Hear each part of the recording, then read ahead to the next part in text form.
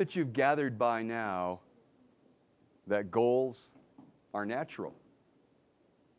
That when we make a goal just to get lunch, and then when our lizard brain takes over, we make another goal, lay on the rock, Or we go to extremes and we work really hard for months and months and months so we can fly somewhere and lay on a rock or a beach.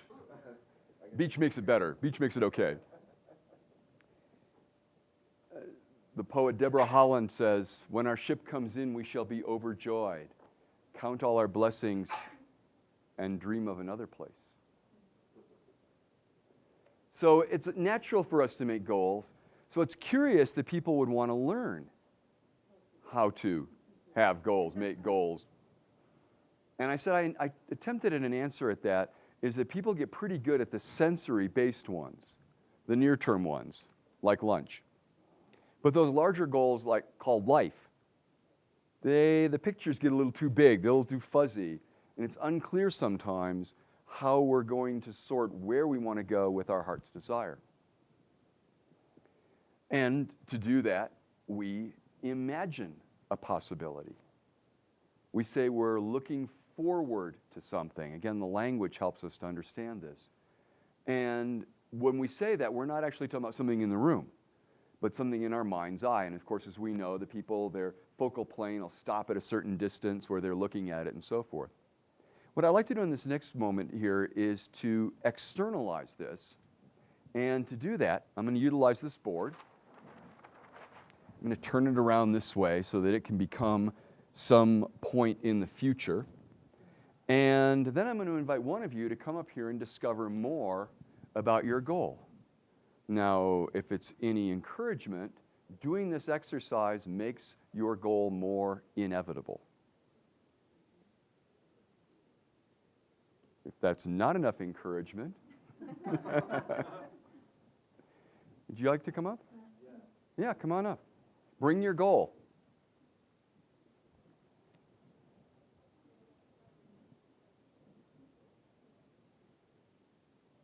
I'll need you to take it out of the notebook.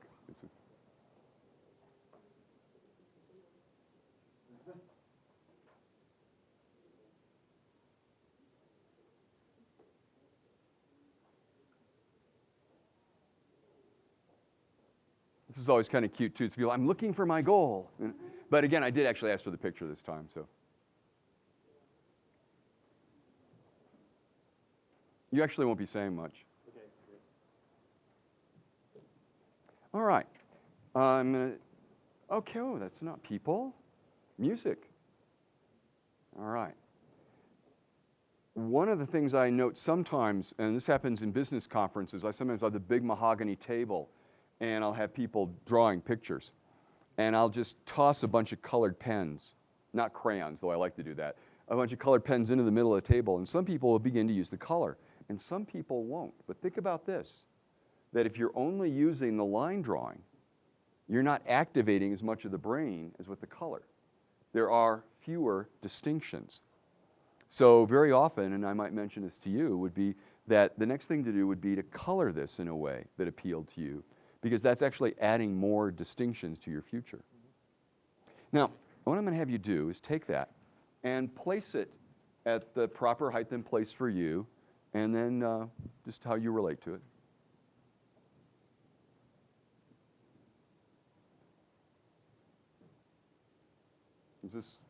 Now, right here, this moment, you get a whole lot of information, because if this person was really self-oriented, he would have put the goal up there and then stood at whatever distance he felt comfortable from it.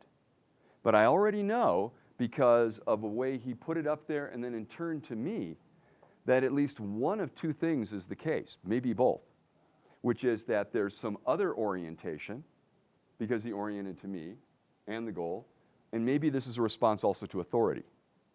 Does that make sense? Right, if this was Donald Trump, we wouldn't even need to be here. Only the camera and Donald, or people like that. So what I'd like you to do is to relate to your goal as if you're on your own. And how far away are you from your goal? I don't understand, And what's comfortable in terms of looking at it? anywhere. Here would be fine. Is there fine? Yeah. Okay. So have you stand here. Okay. So here's the deal, is that people will unconsciously pick the distance from their goal. This distance represents the amount of time. You see, in the outside world, time is space and space is time. You just stand there a moment. That is that I can say, how far is it downtown? And you can go, half a mile. Or walking, you could say, 15 minutes, drive, 3 minutes. So we have different ways relating the distance. On the inside, we have a situation where space equals time. Now, I want each of you to think, how much time is that before he tells us how much time it is to that goal? So you can think for yourself what that distance represents. And now, how much time is that to your goal? Like in the sense of how much time it's going to take you to reach that goal? Maybe days, months, weeks, a half a year, 6 months. Yeah. So this is 6 months here, is what you're saying. And what if we move you back a little bit? Going to be longer? I don't know. Just what's your sense if there's more distance? It seems like it'd be longer. Okay. Don't want to move back, do you? No. No, and this goes to the thing that they teach submodalities, like where's the picture and how high is it and so forth. As if people have to learn how to do this, you can see people already know. Every one of you already knows how to do this. You're internally organized already. Does that make sense? Just take you back to your goal. I just want to point out something else. That this is where he relates to it in terms of the height. If I gently take this off here, what if I go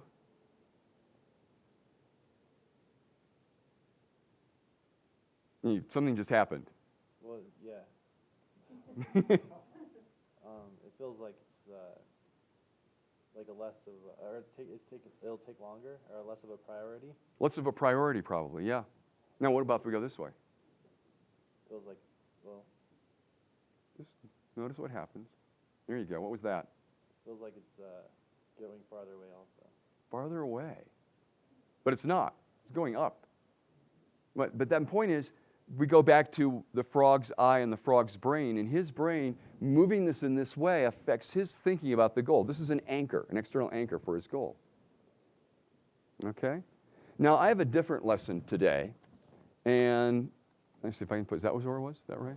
Uh-huh. So pretty exact, this guy, too. This will also come out in something that we talk about in terms of detail orientation, for example. Okay. So communication's redundant. It's redundant. People can't not communicate not only in terms of their voices, but in the way they relate to the world, when you know to notice it. So what I'm going to suggest here is that most people's orientation to their goal is going and getting the goal. Is that right? So I want you to just go ahead and take those little bit of steps forward in whatever way lets you know. If you touch it or bring it to you, somehow let yourself know you got the goal, right? That's how you do it. Yeah? Yeah. All right. Now, let's go back where you were. And actually what we're going to do here is I'm going to take a chance. I'm going to move this right out of the way because this isn't really necessary. Put it right there. You can let me know when it's in the right space. I'm willing to adjust. Yeah, okay. Uh-huh. We're talking detail orientation, aren't we?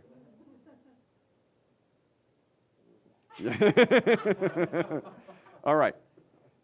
There's a saying in almost every religious scripture that says that if you take a step towards God, God will take a step towards you. Whether you think of it as God or spirit or the universe of confluence of ideas, of desires, what happens if as you move towards this, and how is that different than your usual experience of going for the goal? Well, it feels more like, I guess, physical. Like, I feel more drawn to it. You did? Yeah. Well, just take a moment, take a breath, and notice what's different. Go back here, because you're used to. I'm used to seeing it in front of me, and like, it seems like I'm closer to it when it's here, but I also don't see it then. Yeah. It's like, feels like either I already have it or I don't see it or I don't think about it. Okay, right now? Right now it's fine. Right now it's I there. can see it and it's clear to me. Right. And you're used to this thing of having to make efforts to go get it, yeah? Yes. But what if you and the goal were part of a system, and as you went towards the goal, it also came towards you? I would get it faster. Yeah, and how does that feel different from how you normally think of going for goals? Well, it feels, I guess, emotionally better. It does it? Yeah. Yeah. Well, that it comes to me, then we Well, let's really try that one. Go back here. And I know it's in the wrong place. Don't worry about that for a moment, all right? I'm going to turn and talk to them. And that is that, you know that some people are able to attract what they want. You know these people? You met these people? You've been jealous of these people? You thought it was unfair? Yeah, okay. Well, let me tell you quickly a story of John F. Kennedy when he was a young man. There's a lot of stories about him now. But when he was a young man, he had back problems. He spent the better part of his sophomore year in college in the hospital recovery place because he couldn't go out. So he had to have his books brought to him, and if he wanted to socialize, he had to have come and people talk to him. So he learned how to be conversational and witty and tell jokes and make it so that people wanted to come and see him. He learned to be attractive. Now, other people don't need to learn to this because of certain physical attributes they attract. And if you ever get a chance to talk to some of them, you'll find out that their life isn't as sweet as you think because they have to develop a whole different strategy. Instead of figuring out what they want and going for their goal, they have to learn to say no. It's triage because they get all sorts of offers they actually don't want. But they want the offers to keep coming. So they've got to find graceful ways to turn. It's a completely different strategy. Well, here's the thing. If you've had experiences of attracting, if you found yourself in a situation that required you to create that strategy, then you'd have both going for your goal and attracting your goal. But a lot of us never had that second experience. And yet, we can introduce that possibility now. What I'm going to suggest here is when I get this in the right place for you. That's right. Thank you. And now, I'd like you to, in whatever way it makes sense to you, is to attract that goal. Feel yourself being attractive, irresistible, drawing it towards you. That's right, and feeling it and going, yeah, having it come on there. And you're attracting it more, and breathing is not optional in this process. And continuing to breathe and attracting that goal to you. Take a breath and let it out slow. I'll let you hold that a moment there. And how is that different from your other way of experiencing goals? It's more effortless. Yeah, it's more effortless. Would you like to be able to do that? Yes. Yeah. So let's do that once more. And what are we doing here? Going back to this morning, we're creating a distinction. That the distinction before that he had was that there's him, there's the goal. We all have this. There's a displacement, if you will, in space. It's the brain's way of saying, you don't have this yet. It's not over here. It's not in you. It's outside you. That's how we know we don't have a goal. And then a number of us have to develop strategies of getting over barriers and around problems and slogging our way or climbing our way or whatever to our goal. And we develop a lot of distinctions on how to do that. My colleagues and myself in NLP Comprehensive developed a whole tape set around that called NLP, the New Technology of Achievement. It was all about how to get to your goals. Well, then I began to think about that, and I thought, well, wait a minute, there's the other side of this. There's people who attract goals. But first of all, they got to know what that experience is like. Yeah? So once again, you can be directive in terms of my game. A little closer this time? Yeah? Oh, okay, I got the I overcompensated. All right. And once again, I'd like you to, whatever way you feel yourself attracting that goal, go ahead and you concentrate on that.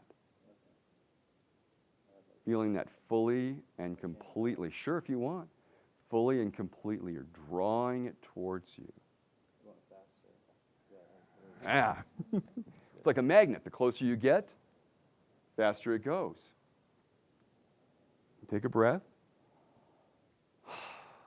Now, I'm not saying that if you have made the distinction of feeling attractive and having the goal come for you, now you have the power to bring goals towards you. Rather, you now have an experience that you can begin to wonder what behaviors would encourage attraction. This is what Kennedy did. He said, I got to be attractive. I'm lying in a bed. I can't go anywhere. In a Boston accent, of course. So how am I going to be attractive? And in your case, you now have an experience. You've made a distinction of you attract and it comes toward you. Now you can begin to wonder, what are ways? Because of course, girls, whether, ladies, you can bet at certain points he's done things that have been attractive. You've got that boyish thing going on really big time. You know. And undoubtedly, you've said things that interested people about your work, about what you do, and they went, yeah? And so in those ways, we all have little bits of experience that he never gathered up till now that are, you know how to attract. You just never gathered those before because you didn't have the distinction of experience to put them with. You want to do one more? Sure. All right, one more. Because I don't want you to get that there's just going for, right, and then attracting. When you begin to realize how language can help you make a distinction of experience, then you're on your way with this material. So you want this. Your picture? How did you know not to want this? How did I know not? This is a really nice picture. Why don't you want what this goal is? Because I know what that one is. Right. He knows what that one is. And that sounds like a simple comment. And it's more profound because we don't know what to want unless we've already had some of it. Does that make sense? That is, you want a goal, it means in some sense you got to taste. There's a Sufi phrase that he who tastes knows. And I bet that applies to she who tastes knows as well. So it's like this. Your goal is out here in almost the right place for it. Perfect. Well, you had it perfect right before you did that. All right. And in a way you haven't imagined until now, you already have this goal in you and behind you in the perfect place. That is that some of this goal is already there. And with each step forward, it's going to become more and more realized. And what if you did that right now? So you sense the goal there in you, because you can't know to want this. I showed you another picture. You didn't know how to want it. That means this one's already in you. Right. And it's also not completely in you. And what if with every step forward, it became more and more inside you? Try that out.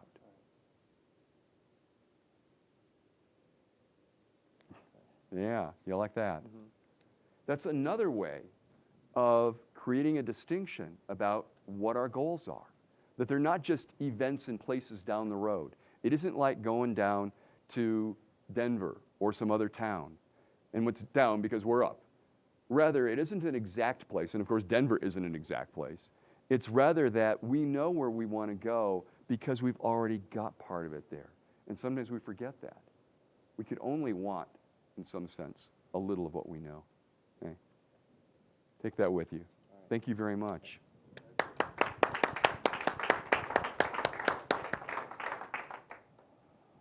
So this next exercise you're going to do with each other in pairs is both an example of the kind of work we're beginning to do and a way of convincer, if you will, that the difference that this difference can make. Now, some of you may already find that you are attractive and you do attract. And you go, yes, I go for goals and I attract. Well, if that's the case, come to me and I'll give you another way to do it.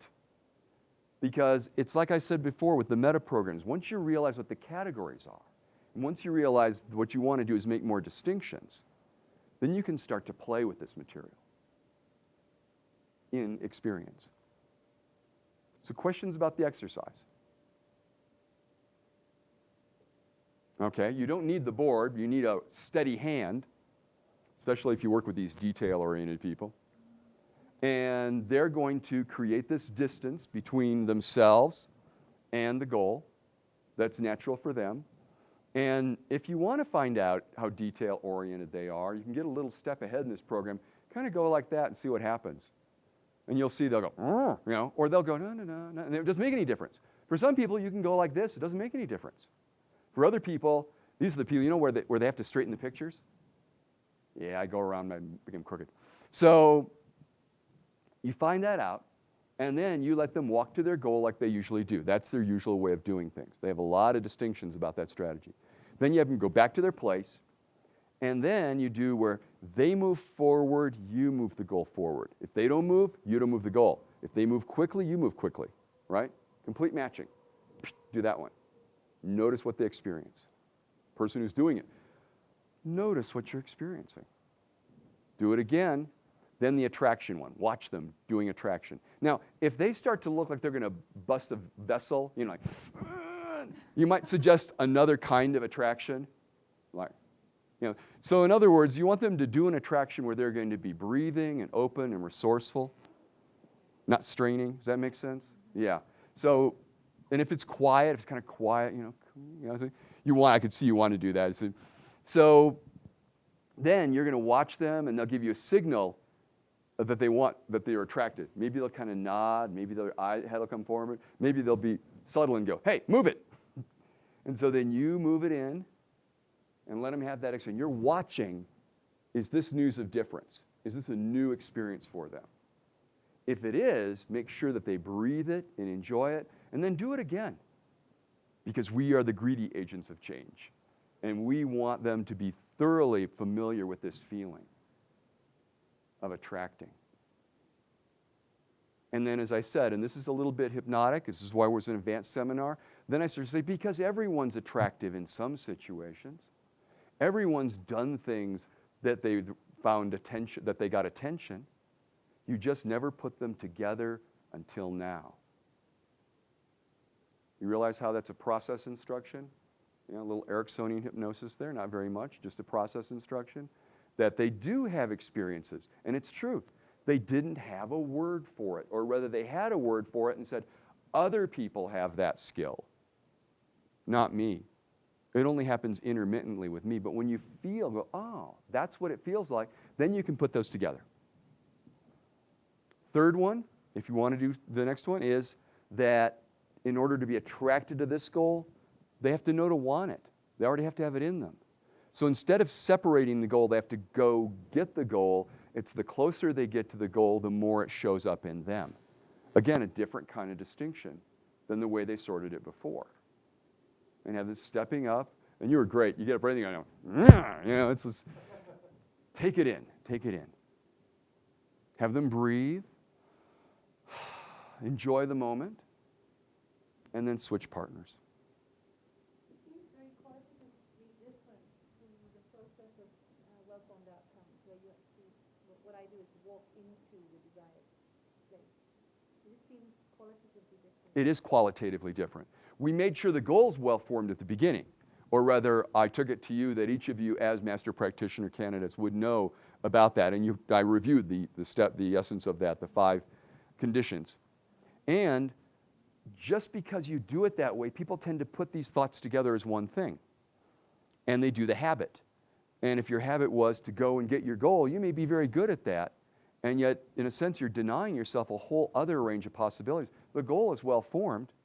Now you can have the experience of attracting it. So the assumption in the other one is that there is a gap. Well, there's a gap. That's how you know you don't have it. It's displacement. That's what people step into the goal and they go, I got it. I don't need to do anything. Step out of that goal. You know, the idea is that goals are both resources and they're also designed to create directions in life. Yeah. Ready to go? Maybe 5-7 minutes on each side. We'll check in with you in 20 minutes. Let's go.